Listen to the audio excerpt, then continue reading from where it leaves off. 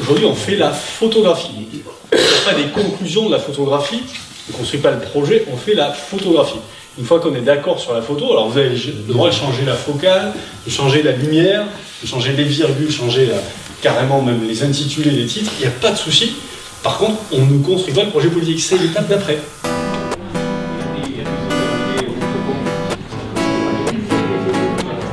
Le PLUI, qu'est-ce que c'est? C'est un document planificateur d'urbanisme intercommunal et qui va s'appliquer sur les 92 communes du Grand Figeac.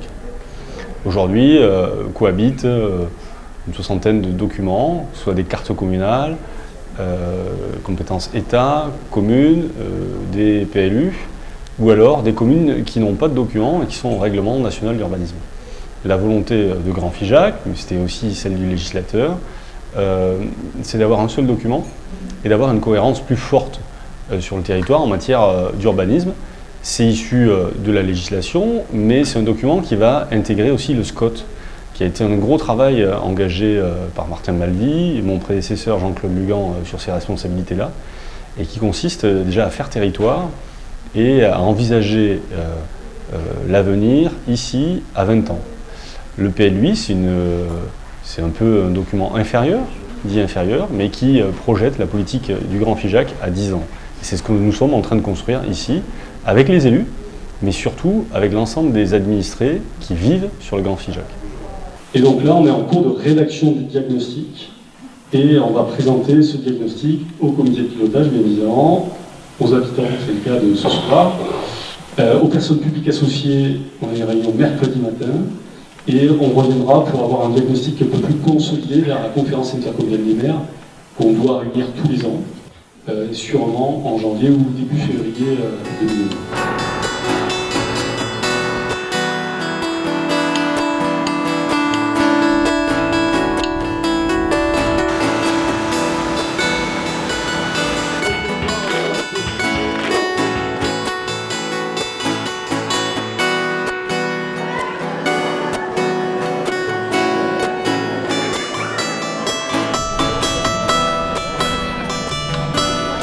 Vous avez d'abord ce qu'on appelle l'enveloppe urbaine. Aujourd'hui, il faut savoir que l'entité urbaine, c'est pas nous qui le disons, l'unité urbaine, Figeac, les deux Cap-de-Nac, Cap-de-Nac-Gare, dans l'Aveyron, Cap-de-Nac-le-Haut, dans le Lot, Plagnoles et Lunant, forment une unité urbaine, c'est-à-dire une ville, pour l'INSEE, pour les géographes, pour les historiens, donc un bloc de 17 000 habitants. Et en fait, cette enveloppe urbaine conditionne la totalité des échanges du Grand Figeac. Ça ne veut pas dire que c'est l'alpha et l'oméga, mais ça veut dire que ce qui fait sens dans le Grand Figeac, c'est d'abord l'enveloppe urbaine où la totalité des habitants du territoire viennent chercher les services dits de rang supérieur. Un lycée, la formation supérieure, la formation professionnelle, la santé, d'un certain niveau. On peut avoir des médecins généralistes de proximité, mais l'hôpital, il est à Figeac, etc. etc.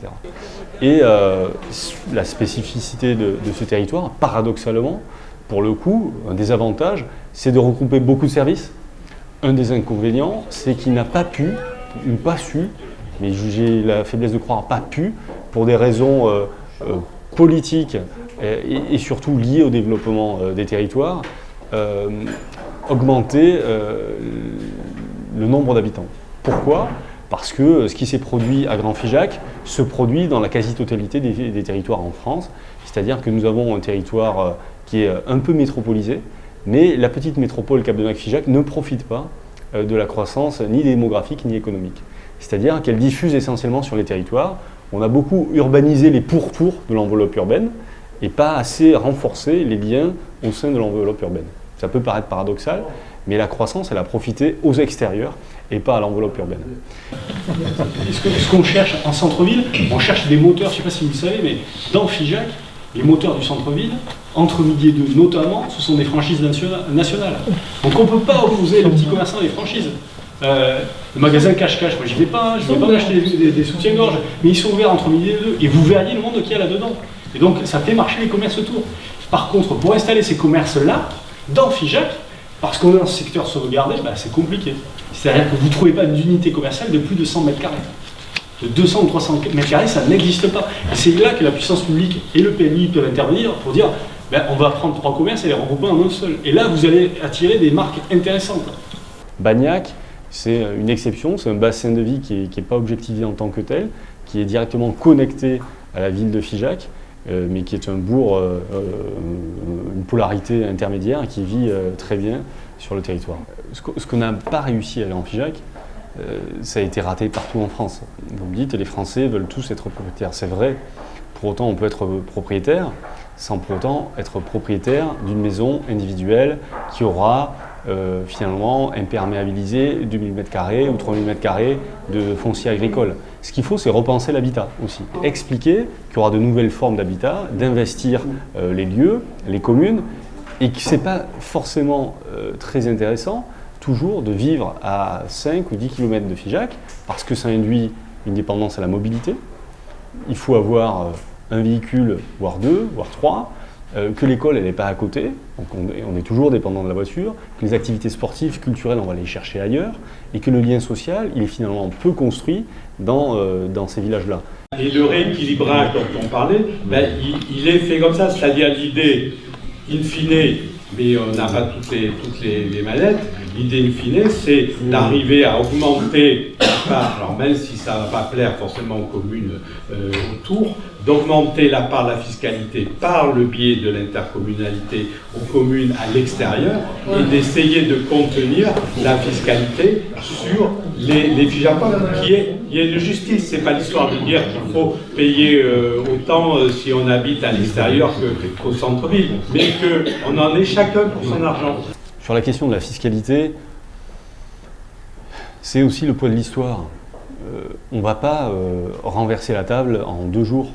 Et effectivement, l'État, depuis des années, a confié des responsabilités aux communes, centres, aux sous-préfectures, aux pôles intermédiaires de plus de 1000, 2000, 3000, 4000, 5000 habitants, et que ces communes-là, elles ont développé ces services d'abord toutes seules. Jusqu'à il y a 20 ans, il n'y avait pas de communauté de communes sur le territoire. Donc qui payait? Qui contribuait à l'impôt? Celui qui habitait dans la ville. Et de fait, il y a quantité d'équipements dans Figeac ou dans Cap-de-Nacre ou dans des polarités comme Caja qui ont été décidés, puis l'argent qui a été mobilisé était celui des contribuables locaux de la commune. Et donc on ne va pas renverser la vapeur et faire contribuer les administrés qui n'habitent pas dans ces communes-là. Mais progressivement, et c'est tout l'intérêt d'une communauté de communes, c'est de faire ensemble ce qu'on aurait été incapable de réussir seul. Donc si on parle demain de mobilité, c'est l'ensemble des 45 000 habitants qui vont contribuer à une politique de mobilité. Si on parle aujourd'hui de la compétence des piscines, des équipements sportifs sur le territoire, mais je parle des piscines, là où il y a encore 10-12 ans, la totalité du déficit, par exemple, de la piscine de Cap-de-Nacre était supportée par les seuls Cap-de-Nacrois, aujourd'hui, donc ils étaient 5 000 à payer 400 000 € de déficit par an. Aujourd'hui, ces 400 000 € de déficit, à peu près, ils sont payés par 45 000 habitants, ce qui paraît un peu plus juste, parce que cette piscine couverte, elle rayonne sur un bassin de vie. Mais ça peut se faire que progressivement, parce que les maires n'y étaient pas prêts, les administrés qui ne vivaient pas en centre-ville n'y étaient pas prêts, et que finalement, cette belle aventure collective, elle n'est qu'à ses débuts. Après, on constate aussi qu'il y a une demande en logement locatif, notamment sur le territoire. Tous ces emplois qui sont créés dans l'industrie, donc il y a des gens qui arrivent sur le territoire, des jeunes ménages. Donc là, on ne l'a pas dit, mais effectivement, il y a une grande partie des nouveaux arrivants sur le territoire qui sont des jeunes ménages, donc de 40% de moins de 35 ans. Ces personnes-là, 40% de moins de 35 ans. Par rapport aux autres territoires où c'est plutôt, il y a une grosse part de retraités, là on est quand même sur une dynamique intéressante. Et ces populations-là, elles arrivent sur le territoire. Elles ne vont pas chercher forcément à acheter tout de suite un logement. Alors certaines, effectivement, recherchent un cadre de vie à la campagne, mais on a aussi certaines qui peuvent être attirées par la qualité de vie en centre-ville, en centre-bourg, et en louant des logements. Et donc il y a aussi un enjeu, donc ça c'est quand même, je pense, un objectif assez fort qui sera porté, de réinvestir dans le parc vacant, le parc ancien, de le rendre plus confortable.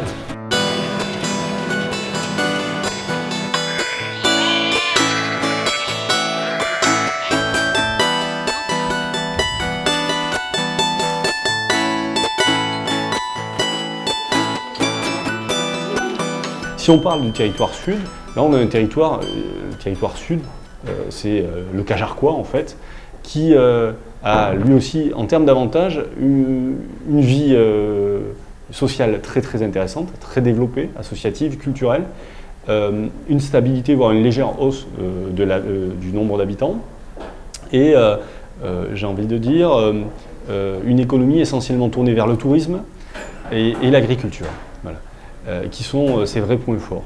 L'inconvénient, c'est qu'il y a effectivement une saison hivernale qui peut être un peu plus dure en termes économiques et peu de services industriels. Pour autant, un des atouts, c'est que Cajar, un nouvel atout, fonctionne de manière autonome. Et c'est assez paradoxal, mais l'isolement dans le développement des territoires peut être un atout. L'isolement de Cajar est un atout, puisqu'on y trouve des services qui fonctionnent très bien, que ce soit les services scolaires, services médicaux.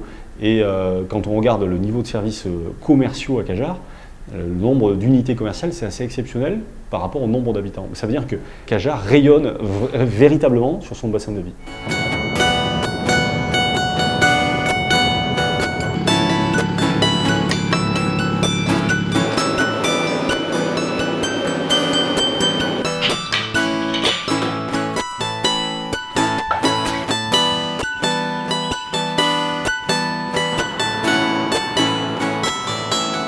Quelques éléments forts sur le bassin de la Capelle Marival. Alors lui, la Capelle Marival connaît le même phénomène que Figeac, c'est-à-dire une centralité qui a quelques difficultés, de même qu'Eynac ou Laïm. Et pour autant, le territoire est dynamique, accueille beaucoup de populations, avec une prédominance de l'agriculture et aussi une dépendance au bassin industriel de Figeac. La difficulté qu'on a, à une autre échelle que celle de Figeac-Capdenac, c'est de faire perdurer les centralités en termes de qualité de service et d'accueil de population. C'est-à-dire qu'on a beaucoup développé les bourgs ruraux, qui ont, si vous le regardez, une augmentation de la population depuis 30 ans qui est assez exceptionnelle. On a des bourgs ruraux qui ont doublé, voire plus, le nombre d'habitants. Pour autant, la Capelle est sur un seuil, sur un plateau, avec un vieillissement de la population et un niveau de service à renforcer. Des grandes surfaces qui s'installent autour des villes et au détriment des centres du bourg, centre-bourg. Oui, comme on peut voir à Figeac. D'ailleurs, j'ai été invité à une certaine période, c'était il y a 3 ans, je crois, à Scie, pour parler de ça. Le supermarché qui veut s'installer à Duvernon. On a tout entendu. Et je suis venu sous les marronniers dire la même chose. Il n'y aura pas de grande surface à cet endroit-là. Pour la bonne et simple raison que le SCOT l'interdit. Le SCOT est approuvé. Voilà. Et donc le PLUI doit être compatible, il doit être compatible avec le SCOT.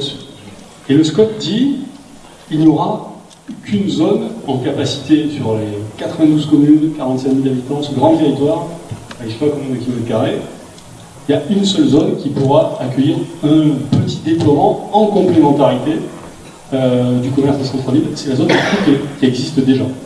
C'est le seul endroit.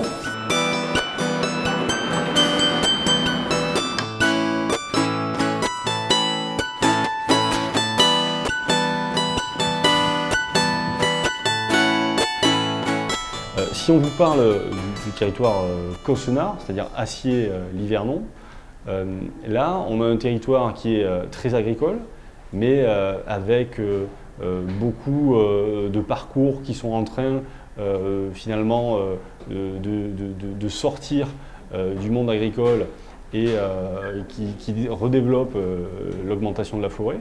Et on a Acier et Livernon qui sont relativement dynamiques et qui accueillent beaucoup de populations, une population qui est aujourd'hui très connectée vers le Grand Figeac et le bassin industriel de Figeac. Le vrai sujet, c'est comment créer de la valeur ajoutée pour le monde agricole dans le Grand Figeac et dans les territoires ruraux. C'est ce qui fait peur en termes de succession, en termes de production, en termes d'installation, c'est avoir de la valeur ajoutée, en gros, c'est bien vivre de son métier et en vivre le mieux possible et avec être le moins dépendant possible des aides européennes.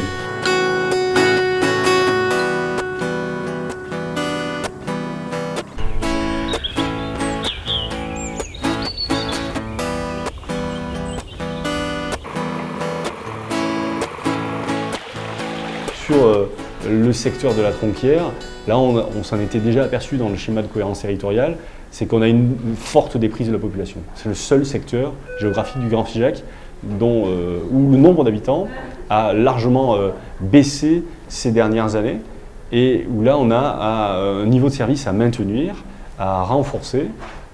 C'est vrai que le Grand Figeac a misé déjà dans le SCOT, a parié sur à nouveau un redressement démographique et économique.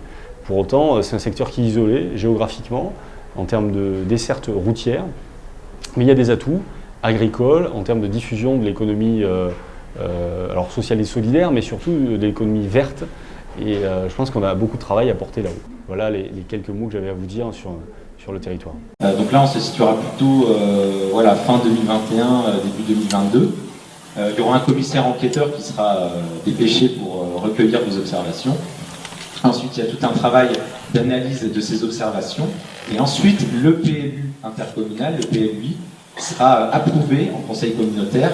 Et c'est à ce moment-là qu'il viendra remplacer les documents d'urbanisme existants. La question que ça pose, c'est la question de l'attractivité.